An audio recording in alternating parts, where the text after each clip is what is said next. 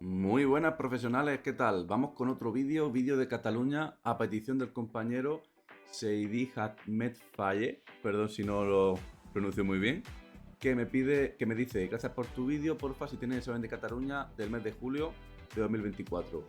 Pues por supuesto, Ahmed, del 12 de julio, que me dice el compañero que tiene examen en la próxima convocatoria de Cataluña. Pues vamos a darle mucha caña. Y lo de siempre, soy Fran, soy profesor de formación vial y soy profesor del CAP. Y hago estos vídeos pues para ayudaros, para que sea un poquito más fácil el tema este del examen del CAP, para facilitarlo un poquito. Estos vídeos os deben servir para repasar y también para ver un poco cómo vais. Y aparte pues tenéis que seguir con vuestro temario, vuestro estudio, vuestros test y todo esto. También os dejo abajo los links por si queréis hacerlo, los exámenes por si queréis hacerlo antes que yo, o después, o mientras yo voy haciéndolo como vosotros queráis.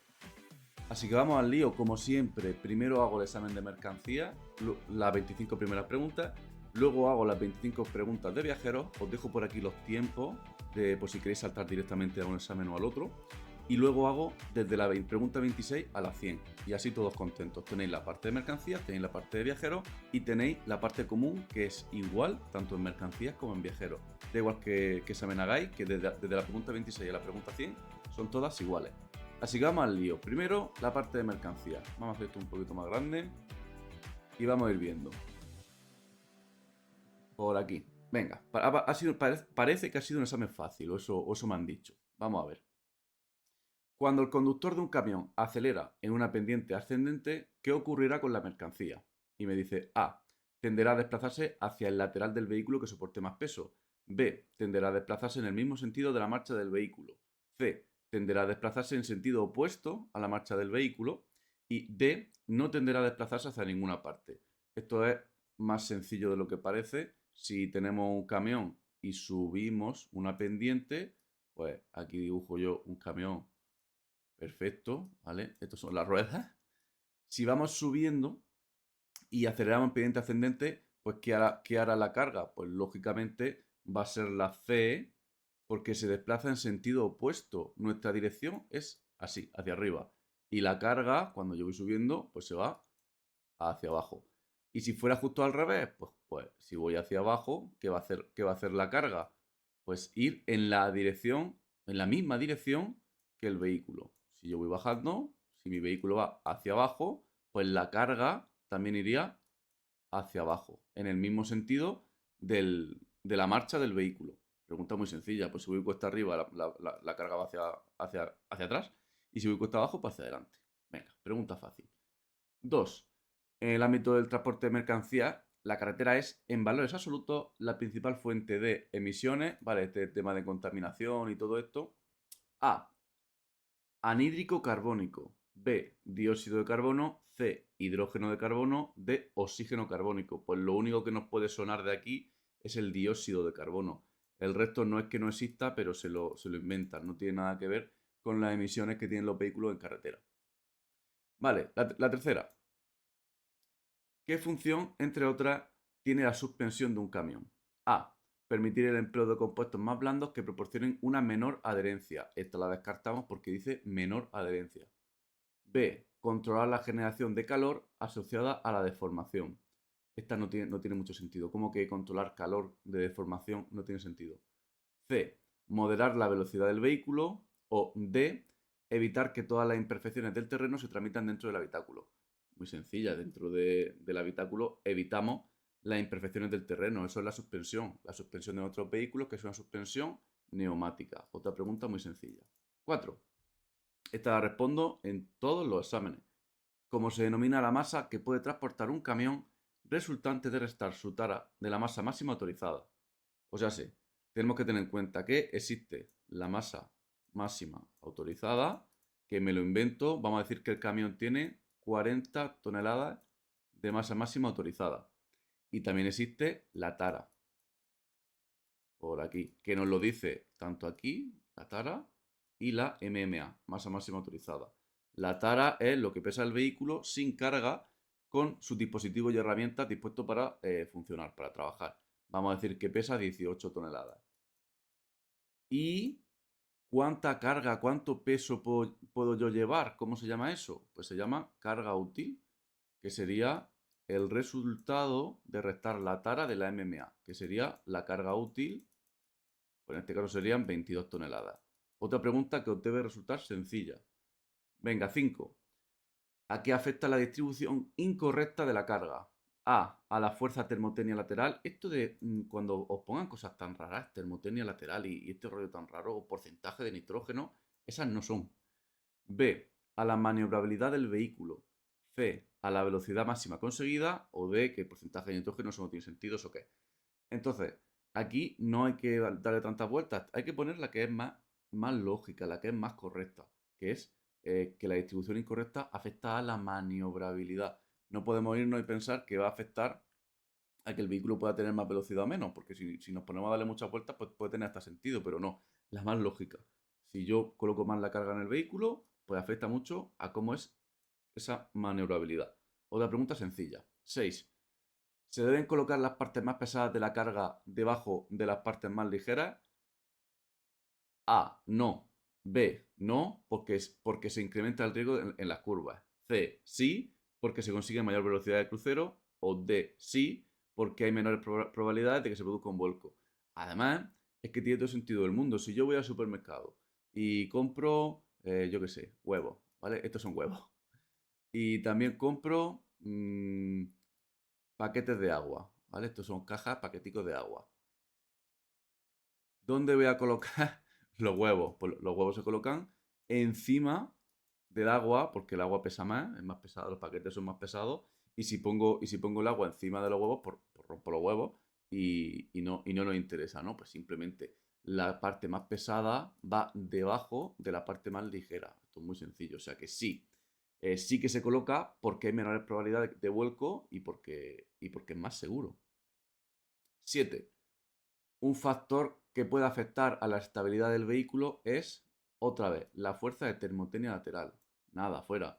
B, la posición del centro de gravedad. C, la masa radial. D, la masa neta que se puede levantar.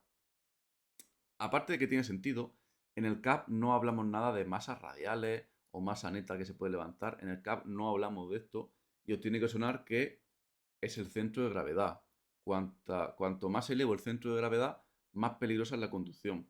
Y yo este ejemplo lo pongo siempre con las personas. Pues una persona que es más alta suele ser un poco más torpe, sobre todo pongo el ejemplo con el fútbol. Una persona que es más alta pues tiene el centro de gravedad más alto y es más difícil que sea pues, por ejemplo, habilidoso con los pies. Va a tener un poquito menos de estabilidad. Pues lo mismo con los camiones. Un camión, cuanto más alto es y más elevo el centro de gravedad, más inestable es. 8. Dentro de los modos de transporte, ¿cuál es el que genera más empleo?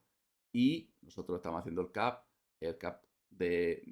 por carretera, o sea que ferroviario por carretera, aéreo marítimo, pues vamos a tirar para casa, que es por carretera. Es el que más empleo genera y el que más personas mueve.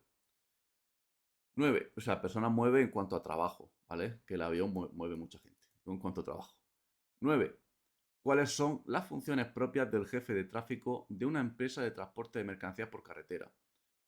A. Distribuir las órdenes de ruta entre los conductores. Y no sigo, es que ya la tengo. Un jefe de tráfico, que ya sabéis que muchas veces es el transportista de la empresa, es el que se dedica pues a dar las órdenes de ruta, a decirme a dónde tengo que ir, cuándo tengo que llegar, luego cuándo tengo el siguiente viaje, el siguiente rebote, pues todo esto. Porque el resto, mira, contratar servicios con los clientes, esto lo puede hacer un comercial, representar a la empresa lo puede hacer un conductor en las inspecciones, o incluso en la gerencia, depende. Y conducir los vehículos pues va a ser el conductor. Es que no puede ser otra. Esto es el jefe de tráfico. 10. Las mercancías que viajan en régimen TIR, transporte internacional por carretera más o menos, deben ir acompañadas de A. Una declaración responsable de cumplimiento de la normativa aduanera. Vamos a ver. Primero tenemos que saber lo que es el TIR. El TIR está dentro de los regímenes aduaneros, de los tránsitos aduaneros, y es una aduana especial. La aduana TIR, los que lo vayáis a hacer seguramente porque salís de Europa, las aduanas TIR facilitan los trámites, porque una vez que yo ya llego en régimen TIR, a mí me precintan en la aduana y ya se sabe que lo que digo que llevo, lo llevo porque me ha presentado un funcionario, un trabajador de la aduana TIR. y yo llegaré a la siguiente aduana de destino sin que me tengan que revisar la carga porque eso va precintado. Entonces, A, una declaración responsable de cumplimiento de la normativa aduanera. B, un certificado sanitario en el caso de mercancías perecederas. C, un cuaderno que sirve como documento de control a las diferentes aduanas. Y D, una liquidación previa de aranceles. Pues por supuesto aquí lo más correcto porque la A podría parecer correcta. La B no, ¿vale? La B, un certificado sanitario, no tiene nada que ver. Y liquidación de aranceles. Aranceles son impuestos internacionales que tienen los países entre ellos. Tampoco esto no tiene sentido. Os podréis confundir con la A, pero no, es mucho más correcta la C. Si habéis hecho el CAP, pues ya sabéis que el TIR pues, es un cuaderno, que llevamos uno cada viaje y todo esto que nos hablan del TIR, pues hombre, si la única que nos habla del cuaderno es esta, pues esta va a ser la más correcta. Es nuestro cuaderno, es nuestro documento de control que tenemos que presentar en la aduana, que es lo que nos sirve como documento de viaje. Vale, esta de momento la 10 es la más difícil que han puesto. 11. ¿Qué clases de autorizaciones administrativas se otorgan para realizar transporte público interior de mercancías? Esto lo explico. Bueno, vamos a ver. A. La que habilita para efectuar transporte con vehículos de masa máxima autorizada no superior a 3,5 toneladas y la que habilita para efectuarlo con vehículos de masa máxima autorizada superior a 3,5 toneladas. Pues no sigo leyendo porque las demás van a ser un rollo y esta es correcta y la explico. Vamos a ver. Todos los exámenes también explico esto. ¿Qué es? No, por ahí no. Voy a hacerlo por aquí. Existen diferentes... No me deja. Ahora. Existen diferentes autorizaciones dentro del transporte. No, por aquí no se ve. Aquí. Existen diferentes autorizaciones dentro del transporte. Dentro del transporte, diferentes autorizaciones. Y siempre explico lo mismo. Tenemos la autorización de transporte público y de transporte privado. La de transporte público son las que me habilitan a hacer transporte con vehículos que superen las 3,5 toneladas y con vehículos que no superen las 3,5 toneladas. Tengo el MDPE y el MDLE. ¿Y eso qué es? Pues nada, eso es simplemente el nombre de la autorización, que se llama así, MDPE y MDLE. ¿Y qué hacen estas autorizaciones? Pues son las que me permiten a que un camión se pueda mover por carreteras y que se pueda trabajar con ese camión. Sin esto no se puede trabajar. Hay diferentes requisitos para obtenerla. Pues la MDPE es para vehículos pesados de más de 3.500 kilos y la MDLE para vehículos ligeros de menos de 3.500 kilos. Si mi vehículo no tiene esa autorización, no puede hacer transporte por carretera, es que no puede moverse por la carretera prácticamente.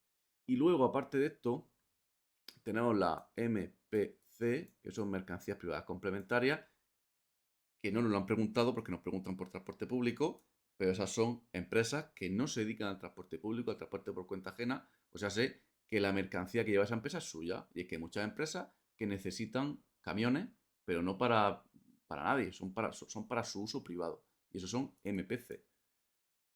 Una pregunta que más o menos la respondo siempre, más o menos. Por una parte o por otra siempre la respondo. 12. La sociedad anónima y me dice, debe tener un capital mínimo de 6.000 euros. No, sería 60.000. B. La forman accionistas con responsabilidad limitada. No. Ahora vemos. C. Debe inscribirse en el registro mercantil. D. Las respuestas B y C son correctas. Vale, esto sí que es correcto. ¿Por qué? Porque la B es verdad, pero como he visto que la C también es verdad, digo no. Entonces son las dos correctas, la B y la C. ¿La forma de accionistas con responsabilidad limitada? Sí. ¿Qué significan accionistas con responsabilidad limitada? Son socios, un accionista es un socio de la sociedad anónima que tú, una sociedad anónima, ¿cuánto pierdes si la sociedad quiebra? Pues tú pierdes las acciones que tengas en la sociedad. Pongo un ejemplo. Soy socio de Mercedes y yo tengo en Mercedes 10.000 euros en acciones, que son pequeñitas partes de la empresa. Si Mercedes, por lo que sea, pierde mucho dinero, ¿yo cuánto pierdo? Pues la cantidad equivalente a mis acciones. Como máximo puedo perder 10.000 euros. Y por supuesto se inscriben en el registro mercantil. O sea que B y C son correctas. Que antes he visto que se inscriben en el registro mercantil y digo, pues esa va a ser la correcta. Pero no, hay que leerlas todas porque las respuestas B y C son correctas. 13. ¿Qué es el cuaderno TIR?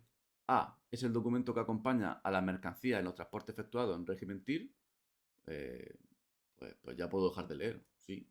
¿Es el documento que acompaña a la mercancía? Sí, vamos a ver el resto, pero es que va a ser esta seguro. B. El conjunto de normas del régimen TIR no. Hablamos del cuaderno directamente. El documento que autoriza los vehículos que hacen, no. Y el documento que acredita al conductor, no. No os confundáis con la C, porque el documento que autoriza los vehículos que hacen este tipo de transporte va a ser tu tarjeta de transporte, es la que autoriza el vehículo. El documento TIR no autoriza al vehículo, autoriza a la mercancía, acompaña a la mercancía y autoriza a hacer el tránsito, a hacer el transporte. Pero al vehículo no, al vehículo lo autoriza pues tu tarjeta de transporte, tu ITV, todo esto. 14. ¿Cómo se denomina el transporte de mercancías por cuenta ajena? Pues lo acabo de explicar. Esto es transporte público. Por cuenta ajena, transporte público. El transporte común no lo van a preguntar, esto no existe para nosotros. Y de los tres, pues lo mismo. Transporte público, lo que hemos explicado. MDLE para ligero. Perdón, MDPE para pesado. Transporte público para trabajar conduciendo. Y transporte privado complementario, que son empresas que tienen camiones, pero no lo utilizan de forma para venderla a nadie. Quiero decir, son camiones para su actividad. 15. Se necesita autorización para realizar transporte privado complementario de mercancías con un vehículo de 2,5 toneladas de MMA. Pues aquí tenemos que conocer el detalle que para el transporte privado complementario de mercancías, si el vehículo no llega a 3,5 toneladas, no hace falta autorización para transporte privado complementario. ¿Ok? Si no llega a ese peso, perdón, 7,5 toneladas. No hace falta autorización. Siguiente. La sobrecarga del eje de un camión A puede tener efectos negativos al frenar. B. Afecta considerablemente a la fuerza de termotenia lateral. Pues ya la descarto. Esto de termotenia lateral. C. Acrecienta el efecto positivo de una pendiente ascendente. O D. Puede tener efectos positivos para controlar la velocidad. Vamos a ver, sobrecargar un eje, muy sencillo, echarle más peso del que soporta, del que aguanta. Pues lógicamente, eso puede ser la A. Puede tener efectos negativos al frenar, porque es que el resto acrecienta el efecto positivo en una pendiente ascendente, no tiene sentido, y me va a ayudar a controlar la velocidad. Al revés, si llevo más peso en un eje del que debe llevar, me va a costar más controlar la velocidad. 17. ¿Cómo se denominan las acciones o influencias que modifican el estado de movimiento o de reposo de un camión? Bien, como me van a hablar, es que es diferente. Cuando me hablan que modifique el estado de reposo, lógicamente yo aquí voy a descartar ya resortes y facultades. Eso no lo vemos en el CAP, no queremos saber nada. Nosotros hablamos de fuerza y de resistencia. Cuando digan que es algo que modifica el movimiento, es una fuerza. Y cuando digan algo que se opone al movimiento, es una resistencia, ¿ok? Entonces, si modifica el estado del camión en cuanto a que lo mueve, una fuerza. Si modifica el estado del camión en cuanto a que se opone al movimiento, por ejemplo, o hace que le cueste más moverse, son resistencias. 18. ¿Qué efectos produce la carta de porte electrónica en el caso de un transporte sujeto al convenio CMR? Convenio CMR, convenio de transporte internacional, también lo usamos en Europa. Con esto es con lo que comúnmente llamamos a la carta de porte internacional. Y sin esto, pues la mayoría de transportes internacionales no se pueden hacer aunque vayas por Europa. Y aquí la correcta, sin duda alguna, y la ponen un montón, es la B de Barcelona. Que me da igual que lleve la carta de porte física o electrónica. Es lo mismo, se considera equivalente. Y la B me dice eso. Es lo mismo llevarla en papel o llevarla electrónica. Es equivalente.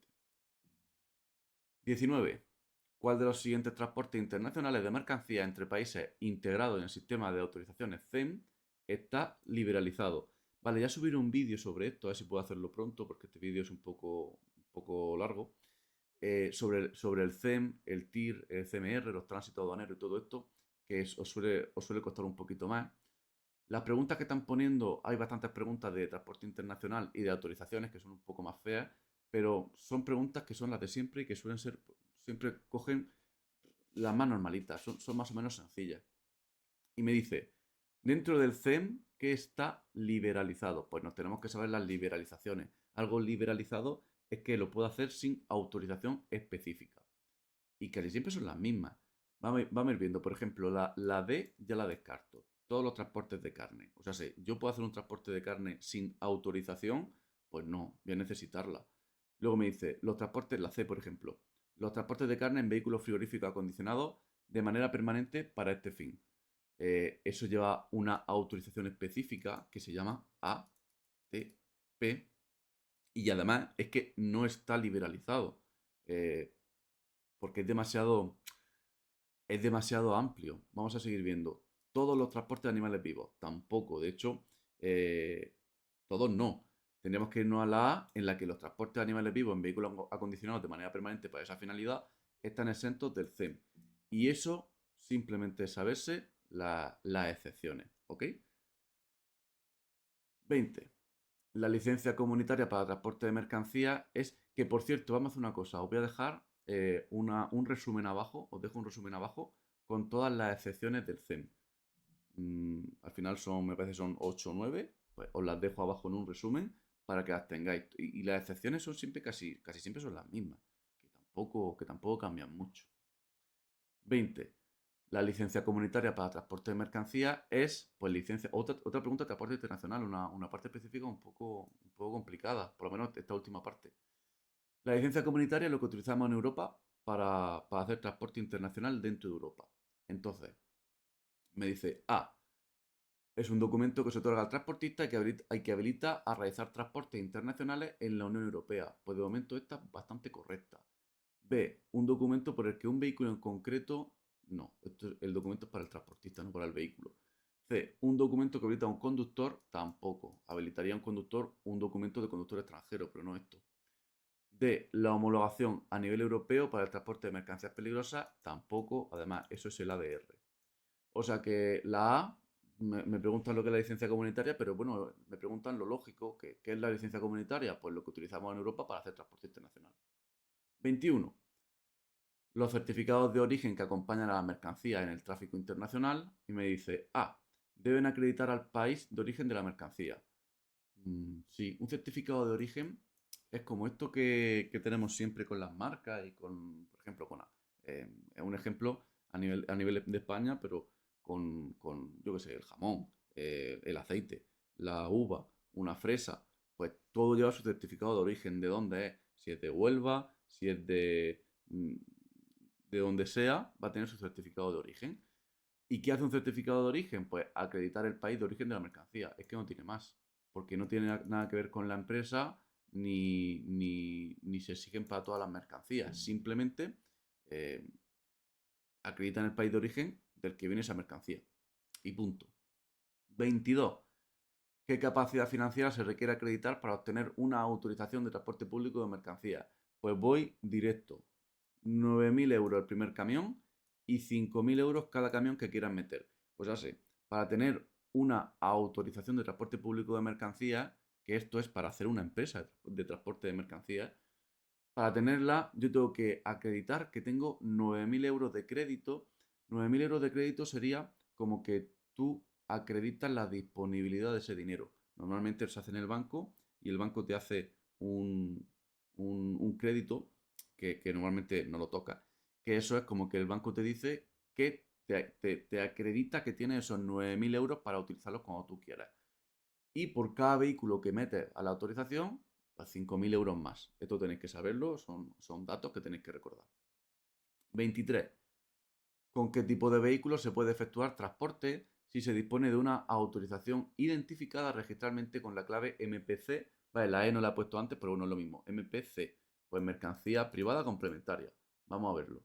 Bueno, me dice solo, solo, así que va a ser la D. Sin leerla va a ser la D. Con vehículos que tengan cualquier masa máxima autorizada, sí. Si yo llevo este tipo de identificación, pues yo puedo llevar el peso al que me limite el vehículo. Las mercancías privadas complementarias están limitadas al peso del vehículo, bueno, igual que las públicas, aunque en las públicas lo separamos por ligero y por pesado. 24. ¿Qué son los centros de transporte y logística de mercancías? Y me dice, lugares destinados al almacenamiento de mercancías. No, eso es un almacén. B, instalaciones destinadas a la recepción de las mercancías. No, eso es dentro del almacén, la zona de recepción. C. Instalaciones públicas para contratar transportes. Tampoco. O sea que solo puede ser lugares destinados a facilitar el desarrollo de actividades de transporte y logística. Correcto. Y por último, ¿qué transportes de mercancías peligrosas están exentos de la utilización obligatoria de la RIMP? La RIMP es la red de mercancías peligrosas, la red de itinerarios de mercancías peligrosas, que pues supongo que sabéis que una mercancía peligrosa no puede circular por donde quiera. Está limitada a circular por unas carreteras concretas del país. Y hay algunas que están exentas, pues os pongo ejemplos, si tienes que ir a un hospital, si tienes que ir a una gasolinera, si tienes que ir a llevar oxígeno a una vivienda, pues todo eso está exento. Entonces me dice, los gases licuados de uso doméstico para reparto a los consumidores. Pues ya la tengo. Porque la B, las mercancías de clase 9 no, los residuos de mercancías peligrosas en general no, y todos los transportes nada. Solo puede ser la A. Y esta es la parte específica de mercancías de Cataluña. Eh, por un lado, preguntas muy fáciles al principio, y por otro lado, preguntas muy difíciles no, pero preguntas feas. Entonces, le voy a poner una dificultad. Tampoco ha sido muy difícil, pero sí que es verdad que tiene algunas preguntas feas que no suelen gustar. Le voy a poner una dificultad a esta parte específica de un 7,5 de 10. Ya os digo, si hubiera seguido como al principio, le hubiera puesto un 2 o un 3. Pero después de tantas preguntas de mercancía de transporte internacional y de autorización de transporte que no suele gustar, le pongo un 7,5. Vamos con la parte específica de viajeros.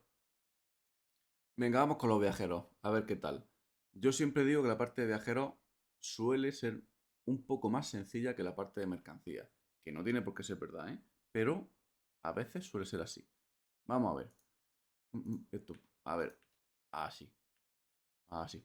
Venga, uno. ¿Qué forma adoptan preferentemente en España las empresas dedicadas como actividad principal al transporte regular de uso general? Y esto es algo que si vais a hacer examen de viajero, lo tenéis que saber sí o sí, porque es que lo preguntan siempre.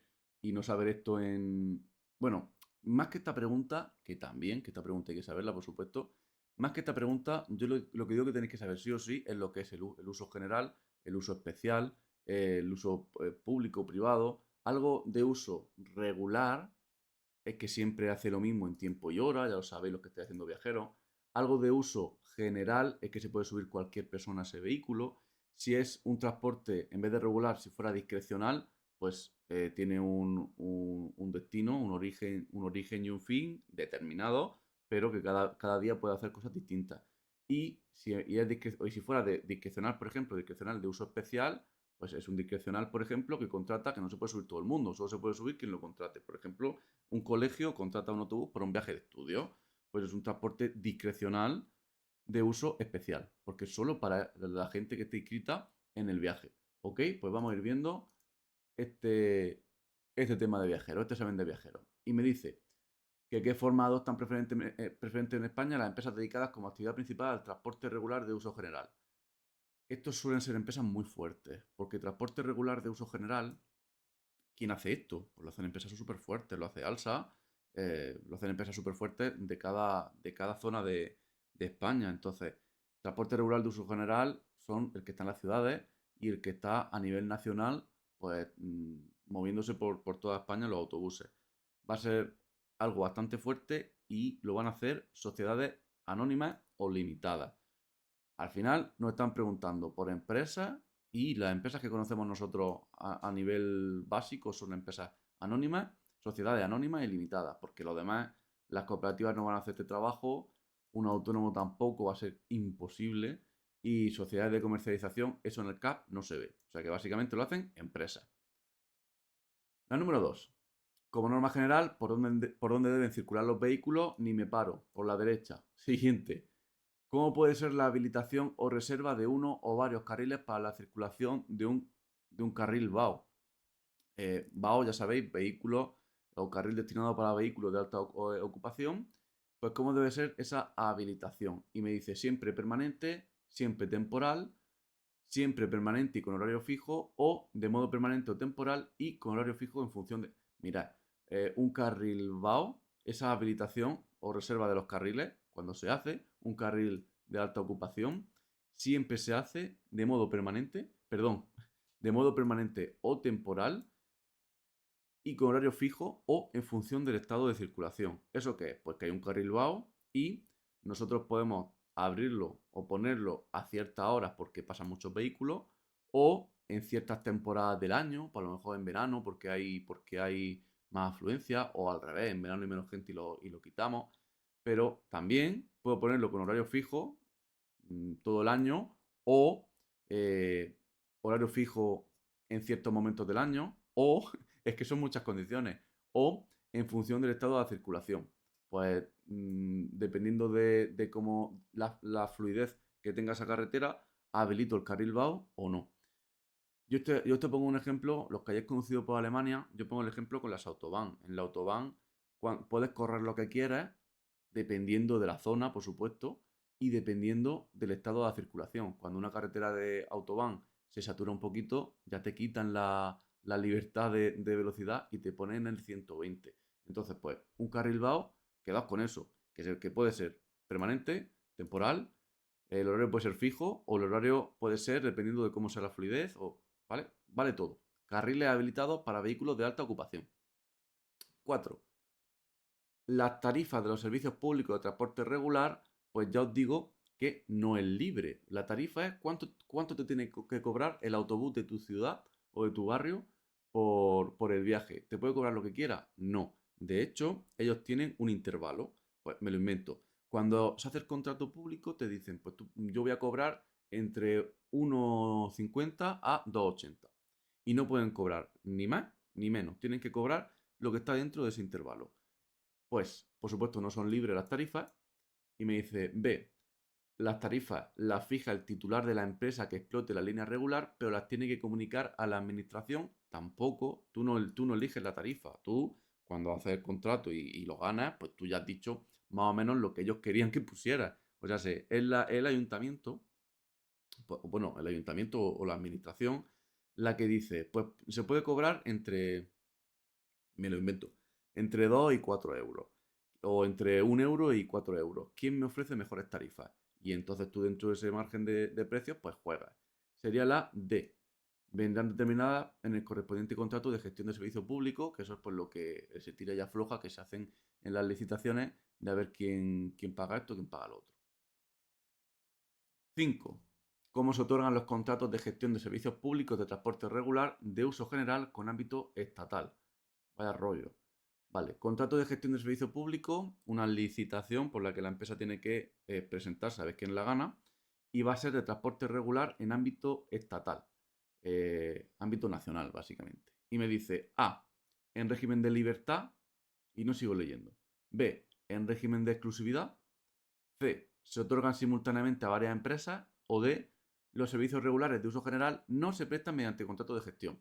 Bien, es más fácil de lo que parece. O sea, si en vuestra ciudad eh, sabéis quién es la empresa que lleva los autobuses, pues también tenéis que saber que solo está esa empresa. Lo que es para las líneas regulares, igual para colegios hay otra. Pero lo que es para líneas regulares, solo está esa empresa. Si no lo sabíais, pues fijaos, solo hay una empresa de transporte público de uso regular en vuestra ciudad. Una. Y da igual lo grande que sea la ciudad. Una empresa. A veces subcontratan porque pueden subcontratar, pero en general hay una empresa. Pues que sepáis que es una empresa porque es exclusiva. Se contrata en régimen de exclusividad y no se pueden establecer otros servicios que cubran el mismo recorrido. Si yo contrato a Alsa para las líneas de Almería, pues las líneas de Almería la hace Alsa. Y lo mismo para transporte en ámbito estatal. También si la línea 8 nacional, la que sea, la tiene una empresa, pues la tiene esa empresa. La contratan por X años y hasta que se abra otro contrato público, lo tiene esa empresa. 6. Los conductores de vehículos de tracción animal, si no existe arcén transitable, por donde deben circular. ¿Vale? Esto es cuando lleva un carro tirado por animales. Y me dice, por el carril izquierdo exclusivamente. Circular por el carril izquierdo prácticamente no lo hace nadie, ningún vehículo. B, por el arcén no transitable. Si el arcén no es transitable, difícilmente va a poder circular. C, por la parte imprescindible de la calzada. Pues ya la tenemos. O me dice que en ese caso no se puede circular por la vía, pues no. Si tú llevas un vehículo que tiene que ir, esto es una pregunta de autoescuela, si tú llevas un vehículo que tiene que ir por el arcén, perdón, y no hay arcén, pues ¿por dónde vas a ir? Pues lo más a la derecha que puedas y ya está, por la parte imprescindible de la calzada. 7. Los administradores de una sociedad anónima deberán convocar la Junta General cuando lo soliciten socios que representen al menos el... Vale, la Junta General, esto es diferente. La Junta General es la junta que hacen todos los años las empresas, y habla de la sociedad anónima, una junta, una reunión. Y se debe convocar junta cuando al menos el 5% de los socios lo solicita. Y no os confundáis porque yo estoy a punto de poner el 25%, pero es que el 25% no es lo que nos está preguntando aquí. Vamos a ver. Una sociedad anónima necesita 60.000 euros, es que son varios detalles. Necesita 60.000 euros de capital social para iniciar su actividad. Correcto. Y yo cuando he visto el 25% me he ido directo, pero es que no es eso. ¿Por qué? Porque al menos el 25% de esos 60.000 euros tiene que estar desembolsado. Y esto lo preguntan un montón y yo pensaba que iban a preguntar eso. Pero no. ¿Qué están preguntando? Que ¿Qué porcentaje de socios tiene que pedir que se haga una junta? Pues con que lo pidan el 5% de los socios es suficiente y se tiene que convocar la junta. Bueno, y, no, y tampoco el 5% de los socios, es el 5% del capital social. O sea, el capital social depende de cada socio cuánto dinero tenga aportado, pues va a tener un porcentaje de capital social. Con un socio ya puedes tener ese 5%. Bueno, una pregunta un poco rollo. Me estoy arrepintiendo de decir que los exámenes de viajeros son más fáciles que los de mercancías. 8. La clasificación de los transportes de viajeros en interiores e internacionales es una clasificación en función de, y repito, esto es un resumen, el resumen que pongo un montón de veces y lo vuelvo a dejar una vez más. Os dejo el resumen abajo en la descripción para que os lo descarguéis y nada, esto es seguir el resumen, no me voy a parar. Miráis el resumen y cuando pone interior e internacional, pues mirando el resumen os digo que es su ámbito territorial.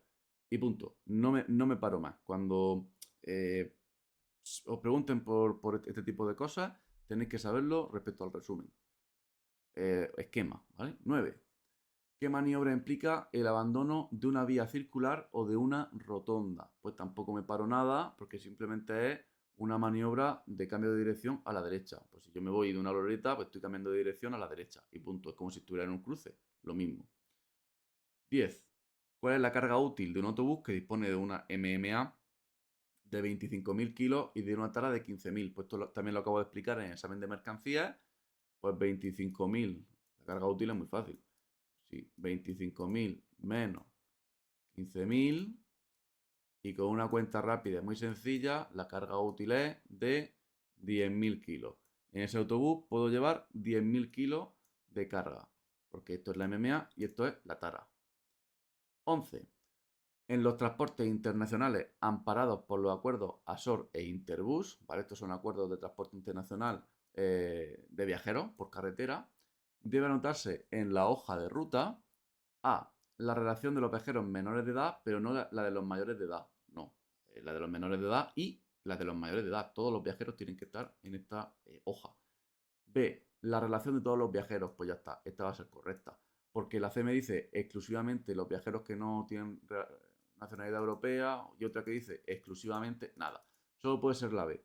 Pues tú en esta hoja de transporte internacional pues llevas la relación de todos los viajeros, su nombre, su DNI, todo lo referente a estos viajeros. 12. El conductor de un autobús debe realizar la parada A lo más rápidamente posible, no, como le digo a mis alumnos, pues esturrea a la gente. Eso no va a estar bien. B, lo más cerca posible del borde derecho de la calzada, pues sí. Y de hecho, si estáis haciendo la pista del permiso D, mucho ánimo.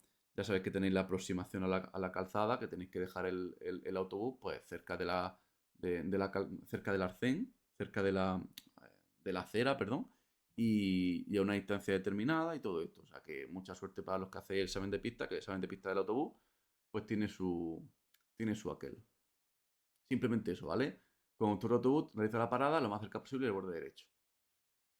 13. Cuando la curva permite que el autobús circule apoyarse durante un gran recorrido, y esto lo explico muchas veces también y es muy sencillo. Un vehículo se apoya cuando en una curva, pues si esto es el autobús, cuando en una curva yo giro hacia la izquierda, pues el autobús hace así. Y hacia la izquierda se apoya un poquito.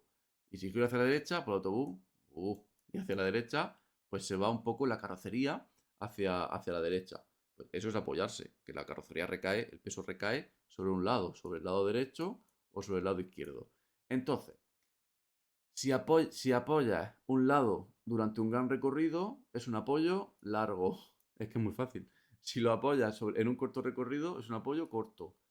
Si apoyas poco, es un apoyo débil, ¿vale? No poco tiempo, sino con poca intensidad. ¿Y eso cómo es? Pues si tú haces una curva así, que la curva, el giro va a ser muy, muy poco pronunciado, pues cuando apoyes va a ser muy poquito, ¿vale? Vas a apoyar muy poquito.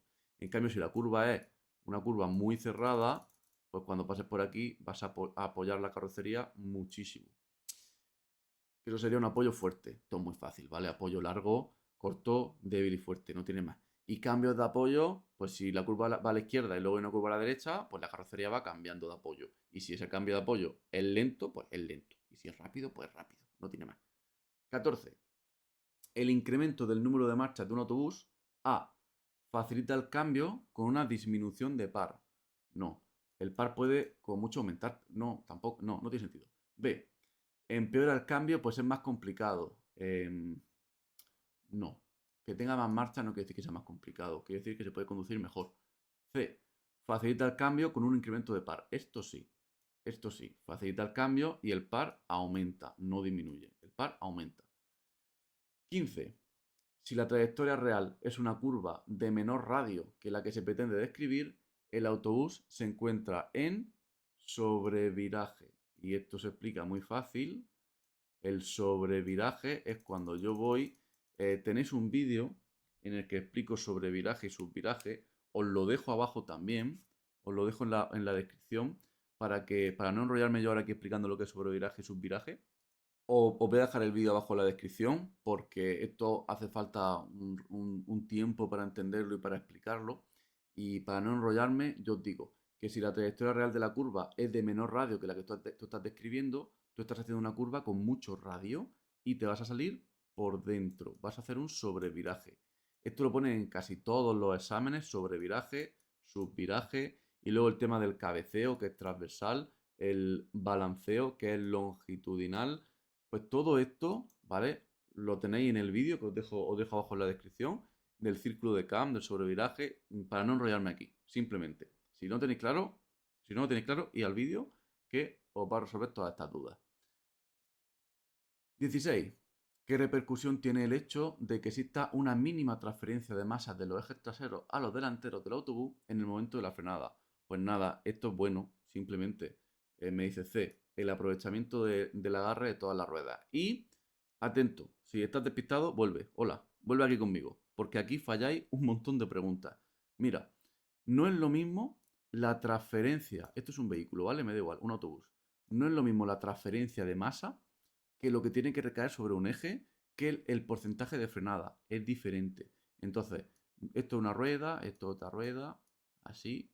¿Qué porcentaje de peso, si yo voy hacia adelante, qué porcentaje de masa a mí me interesa que se transfiera hacia adelante? Pues a mí me interesa que hacia adelante se transfiera la menor cantidad de peso, porque es peligroso si transfiero mucho peso. Pero eso no es lo mismo que qué porcentaje de peso tiene que recaer al menos sobre el eje delantero. Eso no es transferir peso. Eso es cuánto peso recae, cuánto tiene que pesar al menos el eje delantero. Y os dicen que un 20%. O sea, sobre el eje delantero tiene que recaer al menos un 20% de peso, porque imaginad que si llevo un 95% de peso aquí detrás, pues delante es que se va a levantar el camión o el autobús. Es que no lo puedo llevar. Es imposible. Entonces eso es diferente. Pero es que también es diferente a qué porcentaje de frenada hace el eje delantero respecto del eje trasero. Y es que el eje delantero hace un 80% de la frenada y el eje trasero un 20%. Pues con con estos tres detalles os confundí un montón. O sea que cuidado, cuidado con esto. 17. ¿Qué es la carga útil de un camión? Pues la acabamos de hacer antes Y con las opciones que me dan, mira, me dice la masa del autobús con su equipo fijo autorizado, eso es la tara. La masa de los equipajes que caben en el autobús, pues eso no sé lo que es, eso será el volumen, eso no tiene sentido. La D me dice sumar la tara y la masa de los pasajeros. Esto será como una masa en orden de marcha. O sea que no. Será la A. La masa resultante de restar la M. Perdón. De restar la tara a la MMA. Yo a la MMA le quito la tara. Y eso que me da la carga útil. Y poquito más. Esa es fácil. 18. Para poder realizar un transporte de viajeros, ¿qué se debe calcular? A. Si se dispone de espacio suficiente mediante una simulación con bulto. Esto es una locura. ¿Cómo va a hacer una simulación cada vez que quiere hacer un transporte si no sabe lo que va a llevar la gente? Eso es imposible. B.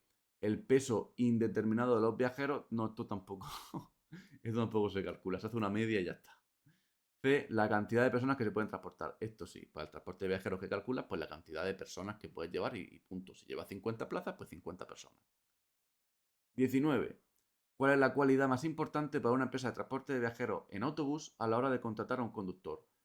Y me dice, los conocimientos en mecánica, no. Y además cada vez sabemos menos de mecánica, pero no por nada, porque no nos hace falta. Ya los vehículos, la mecánica que llevan, hay muchísima electromecánica y cuando hay algún problema nosotros no tocamos porque es que ni se puede. Hoy en día si no le metes la máquina, poco puedes tocar. O sea que nada. B. La experiencia como conductor. La experiencia es muy importante. Y también en el transporte de viajeros. La presencia y la capacidad, bueno, la capacidad de captar clientes sería para un comercial. Eso no. La presencia es importante, pero sobre todo la experiencia como conductor es importantísima. Y os digo una cosa para los que vayáis a buscar trabajo, no os preocupéis. Si es de mercancía, hay muchísimo trabajo. Y si es de viajeros, también. Hay muchísimo trabajo de viajeros. No os preocupéis, que en Europa y en España hay muchísimo trabajo de viajeros. La cosa es buscar un buen trabajo. No tampoco el primero que encontremos. Aunque siempre hay que ir cogiendo un poquito de experiencia, eso sí. 20. La clasificación de los transportes de viajeros en público y privado, pues lo mismo, el mismo resumen que he dejado antes, y esto es según su naturaleza. Mismo resumen, esquema, ¿vale? Un resumen esquema, lo tenéis abajo en la descripción. Se llama la clasificación del transporte. 21. Las puertas de servicio de un autobús se deben poder abrir fácilmente. A. Desde el interior en todo caso. Mira, cuando pone en todo caso, normalmente hay que descartarla. Pero bueno. B.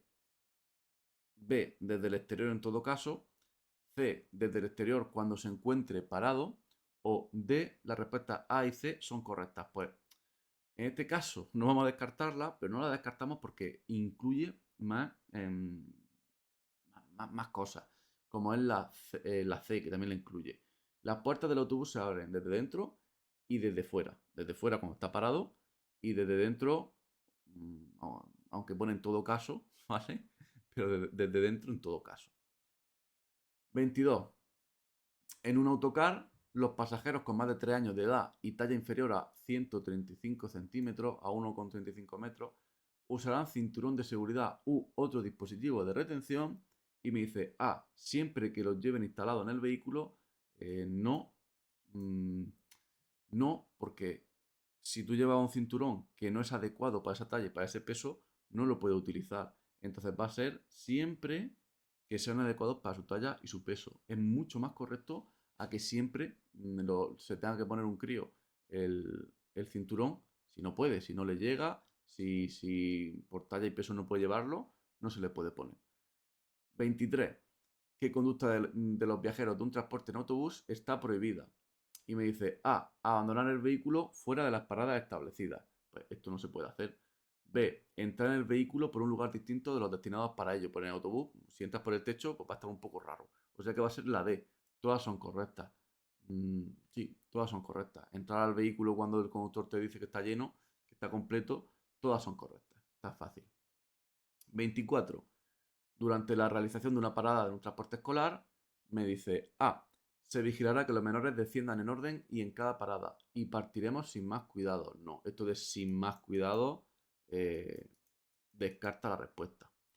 Si no ha acudido la persona encargada de recoger a algún menor, se lo deja a cargo de sus compañeros. No, si el niño tiene un adulto encargado de recogerle, yo no puedo dejar al niño con otros compañeros, con otros niños. Eso no se puede hacer.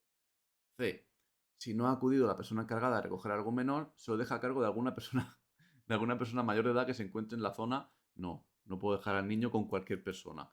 La D. No se deja solo a los menores si no se encuentra presente la persona encargada. Esto es lógica pura y dura. 25. Los calendarios y horarios prefijados son característicos de un transporte regular, que es lo que he explicado al principio, pregunta fácil. Bien, pues le voy a poner a este examen una dificultad, pues para ser de viajero ha sido un examen un poco difícil, ¿eh? Le pongo un 7,5 también, para no pelearnos con los de mercancía. Un 7,5 de dificultad a este examen. Vamos con la parte común, tanto para mercancía como para viajeros. Vamos al lío. La primera pregunta de la parte común, tanto para mercancías como para viajeros. La 26. ¿Cómo es conocido también el control electrónico del sistema de frenado? Bien, pues tengo que preparar un vídeo de esto que os va a venir muy bien, yo creo que os va a gustar, sobre el EBS, el EBV, el BASE, el ESP, el TCS, la SR, los ADA, todo esto. Subiré un vídeo específico, a ver si me da tiempo y lo hago pronto, sobre todo esto. Pero bueno, control electrónico del sistema de frenado, intentando ver un poco las siglas, podemos deducirlo. Mirad, la A me dice Electronic Control Brake System. Y más o menos tenemos que decir que es como sistema, brake es freno, sistema, control electrónico de los frenos. Y más o menos podemos sacarlo, es la A. Sistema del control electrónico de los frenos. Porque el EBV es la variación electrónica del frenado. El BAS es el asistente de frenado de urgencia, se llama. Y el ESP, que tenéis que conocerlo muy bien, el sistema de estabilidad, el de mantenimiento de trayectoria. Subiré un vídeo sobre esto que os va a venir bastante bien. A ver si puedo hacerlo pronto. 27. ¿En qué caso de los siguientes se considera que una empresa de transporte ha prestado un servicio de calidad? A. Cuando el servicio que se ha dado alcanza el nivel que la empresa se había propuesto. B. Cuando el servicio ha dado respuesta a las necesidades del cliente. C. Cuando el servicio no ha sido percibido como adecuado por el cliente o A y B son correctas. Pues nada, esto es de las preguntas de empresa y todo esto. Y sí que es verdad que pues si la empresa alcanza el objetivo propuesto y el cliente siente que también se ha alcanzado ese objetivo, pues las dos son correctas. 28. Los datos que registra un tacógrafo analógico son recogidos en unos documentos llamados voy directo o hojas de registro. Los tacógrafos analógicos registran tanto en las hojas de registro como en los discos diagrama, que es exactamente lo mismo. 29. De las siguientes indicaciones, ¿cuál es incorrecta, peligro, ¿vale? Incorrecta para seleccionar una marcha más alta? A. Observar la velocidad del giro del motor. Esto sí que es adecuado. B. Consultar el manual del vehículo. Bueno. C. Observar el tacómetro para comprobar las revoluciones por minuto del motor. Esto seguro que es correcto. D. Utilizar la potencia máxima antes de subir de marcha. Pues como la B era dudosa, igual el manual del vehículo, pues para cambiar de marcha o una marcha más alta, consultar el manual del vehículo, pues sí que es más correcto que irnos a potencia máxima para cambiar de marcha. Hombre, yo para cambiar de marcha no tengo que subir a potencia máxima, tendré que subir un poquito por encima de la media, hacia la derecha de la zona verde, pero no a la potencia máxima. No tiene sentido revolucionar tanto el motor para cambiar de marcha. 30. De las siguientes indicaciones, ¿cuál es incorrecta, otra vez peligro, para seleccionar una marcha más alta? A. Tener en cuenta el tipo de material empleado en el motor. Esto va a ser incorrecto. Porque el manual del vehículo, el desnivel de la pendiente y la velocidad, eso es correcto. Pero el material del que te hecho el motor no tiene nada que ver para seleccionar una marcha u otra. 31. ¿Qué es el freno motor? Recuerdo que el freno motor es un ralentizador. A. La utilización del pedal del freno que tienen todos los coches. Mentira, esto es un freno de servicio. B. La utilización simultánea del pedal del freno y el de mano. No, además esto es rarísimo. C. La utilización del freno de mano. No, el freno de mano es el freno de mano. Y C. La utilización del motor para reducir la velocidad del vehículo. Esto es un regalo. 32. ¿Qué es una luxación? Para los que no lo sepáis, una luxación es que se salga el hueso de la articulación. Pensad en que se salga el hueso del hombro o que se salga, bueno, el resto de luxaciones son un poco más raras, ¿vale? Pero la más típica es la del codo o la del hombro, en la que el hueso se sale de la articulación. Se sale el hombro, como decimos, que lo que pasa es que se está saliendo el hueso de su cavidad. 33. ¿Qué se debe evitar colocar en el espacio de conducción? Y me dice, A, adornos colgados en el espejo, pues esto seguro que no se puede colgar. B, pegatinas en los cristales, salvo las reglamentarias, pues fijaos que las pegatinas reglamentarias, por ejemplo, la de la ITV, la van a quitar. Ya en 2025 la pegatina de la ITV no nos la van a dar. O sea, no hay que pegarla porque ni nos la van a dar. Pero bueno, sí es la C. La A y la B son correctas, ¿vale? Sí, ni pegatina, ni adorno, ni nada. 34. La somnolencia diurna. Diurna es excesivo sueño, tienes mucho sueño durante el día. Se relaciona con, y me dice fatiga, trastorno del sueño, estrés o ingesta, pues nada, trastorno del sueño, otro regalo. Si tienes mucho sueño durante el día, ¿con qué se relaciona? Con trastorno del sueño. 35. El cinturón de seguridad es un mecanismo de seguridad. Por supuesto, hay que diferenciar la seguridad activa y seguridad pasiva. Seguridad activa, la que actúa antes del accidente y nos protege de no tener un accidente. Seguridad pasiva, la que actúa después del accidente y nos protege, bueno, actúa durante y después del accidente y nos protege de las consecuencias del accidente. O sea, intenta reducir el daño que nos hacemos. Entonces, por supuesto, el cinturón no actúa antes, actúa durante y después del accidente. Seguridad pasiva. Y las tres que pone activa, vale, A, B y C pone activa, pues nada, seguridad pasiva. El cinturón es de seguridad pasiva. 36. El exceso superior a 2 horas sobre los tiempos máximos de conducción diaria. ¿Qué tipo de infracción se considera? Esto es un poco pesado. Ya subiré un vídeo con su resumen de las infracciones, pero bueno, simplemente si me paso 2 horas es un montón, es una sanción muy grave. 37. Señala la afirmación falsa. A menor presión de inflado, mayor resistencia a la rodadura. A menor presión de inflado, mayor resistencia a la rodadura. Esto es verdadero, ¿vale? Esto es verdad. A menor presión de inflado, menor consumo. Mentira. Esta es mentira, seguro. Porque las demás, a menor presión de inflado, mayor consumo. Esta es verdad. Y la D, la reducción de la presión de inflado en los neumáticos hace que disminuya nada. La única que es mentira es la B. A menor presión de inflado de los neumáticos, menor consumo. Mentira, mayor consumo. 38. Si con la presión realizada al frenar las ruedas del vehículo permanecen bloqueadas, ¿qué debe hacer el conductor? Vale, esta respuesta a veces me decís que no tiene sentido, pero tiene todo sentido del mundo, porque se sobreentiende que no llevamos ABS. O sea, en esta pregunta hay que sobreentender que no llevamos ABS, porque si yo piso el freno y las ruedas permanecen bloqueadas, ¿qué tengo que hacer? Pues levantar el pedal del freno. Que esto en una frenada de emergencia pues es muy raro porque te da miedo y no levanta el pedal, pero es lo que deberíamos hacer, levantar el pedal del freno. 39. ¿Cómo se denomina el conjunto de conocimientos y técnicas que buscan la mejor adaptación posible del hombre a las actividades que desarrolla? Y directamente os marco ergonomía. Es que las demás no vemos nada de esto en el CAP. Os te tenéis que ir directo. Ergonomía. El conjunto de conocimientos y técnicas para, entre otras cosas, también os lo van a definir como adaptar el medio al humano. O sea, sé todo lo que nos rodea que esté adaptado a la persona. 40. Si el filtro del aire está sucio, ¿cómo sale el humo? Pues negro. Pregunta sencilla. Negro porque tiene poco oxígeno y mucho combustible. 41. ¿Cómo puede denominarse la existencia de una avería durante un transporte? Y me dice fenómeno, incidente, emergencia o tópico. Fenómeno y tópico vamos a descartarlo porque no tiene sentido. Y entre incidente y emergencia, fijaos, un incidente es un motivo por el que puedes tener un accidente, pero que no llegue al accidente. Un ejemplo, tú vas conduciendo y se te pincha una rueda. ¿Eso es un accidente? No.